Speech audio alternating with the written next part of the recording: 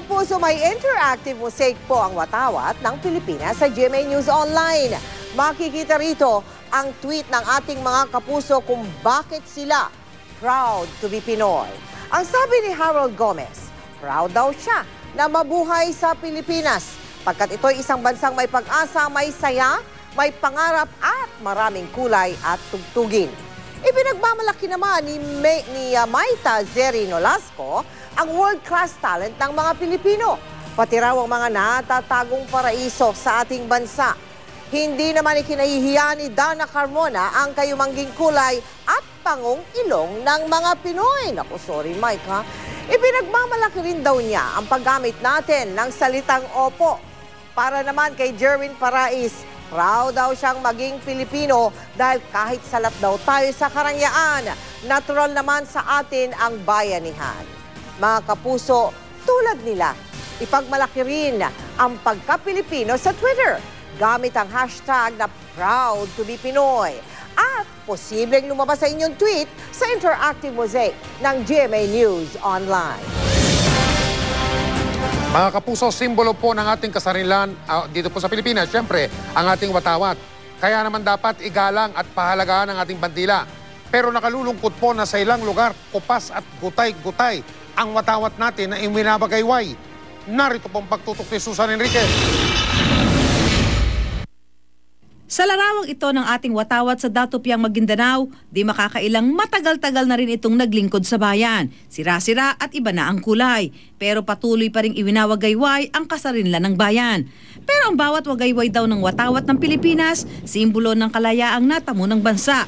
Kaya dapat daw bigyan ng paggalang at pagpapahalaga ang ating watawat sa lahat ng panahon, sa lahat ng pagkakataon. Ang ating watawat, nabuo yan dahil sa pagmamahal sa bayan ng ating mga ninuno na ating mga bayani ngayon. Si Aguinaldo ang nagdisenyo. Kita naman ninyo na talagang very symbolic yung design niya. Kaya hindi siya ordinaryong tela. Sa katunayan, sa ilalim ng Flag and Heraldic Code of the Philippines, maraming bagay ang ipinagbabawal gawin sa watawat. Bawal itong gupitin, tapakan at sirain.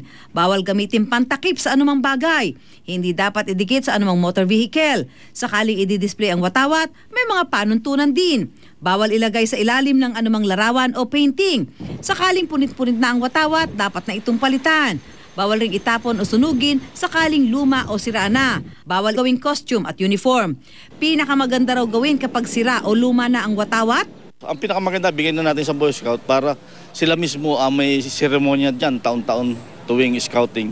Yun ang kanilang naatas na sa atin, naatasan na sila mag-dispose ng mga Philippine flag.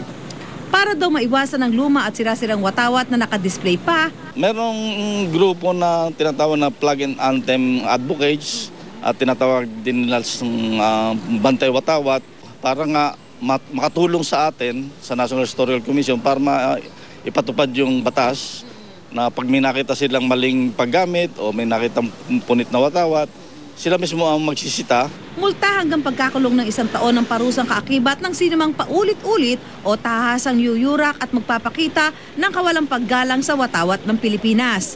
Susan Enriquez, Nakatutok, 24 Oras. Si Mel Tiangco, ang inyong kapusong totoo. Noong nakaraang taon, lahat ng 27 munisipyo ng Nueva Ecija ay binaha bunsod ng Bagyong Pedring. At isa sa mga pinakanasalanta, ang bayan ng Bungabon, kung saan isang tulay ang naputol. Delikado man, isang pamilya ang araw-araw pa ring tumatawid sa naturang sirang tulay. Makapag-aral lang ang anak.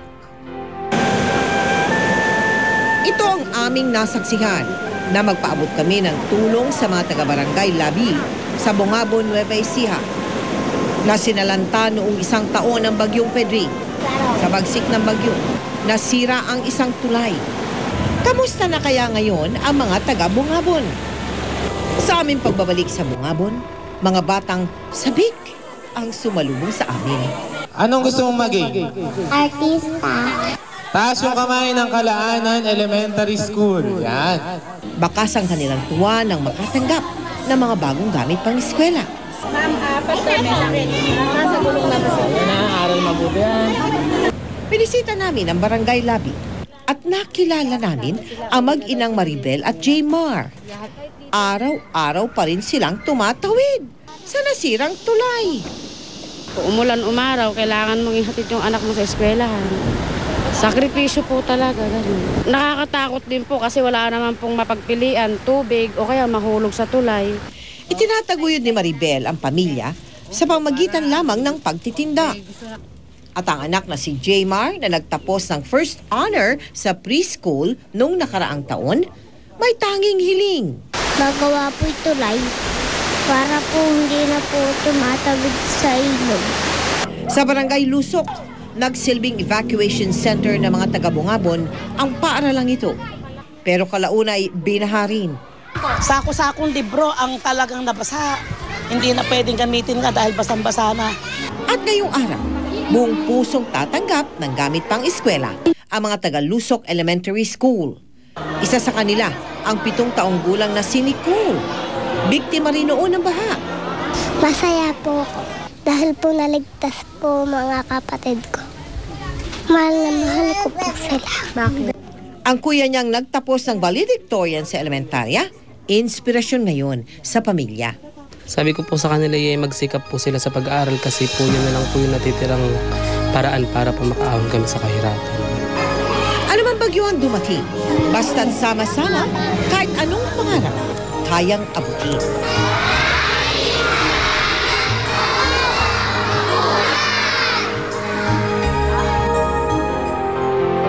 At sana po ang kahilingan ng bata para sa kanilang tulay sa Bungabon ay makaabot sa pandinig ng mga kinauukulan.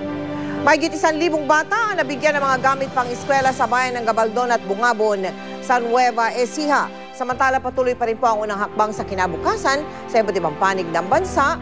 Kung nais po ninyo maging bahagi ng mga projects ng GMA Kapuso Foundation, maaari po kayo magsadya sa aming tanggapan o magdeposito sa aming mga bank account o sa anumang sangay ng Cebuana Luwilier.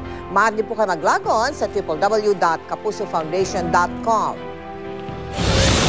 Susunod, mga tsuper sa isang terminal ng tricycle.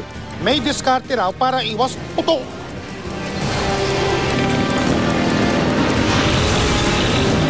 Rick Soto, sinagot ang isyo tungkol sa umano'y plano niyang kumandidato. Natanong din tungkol sa umano'y hiwalayan nila nang nababalitang nobya niya ni si Pauline Luna.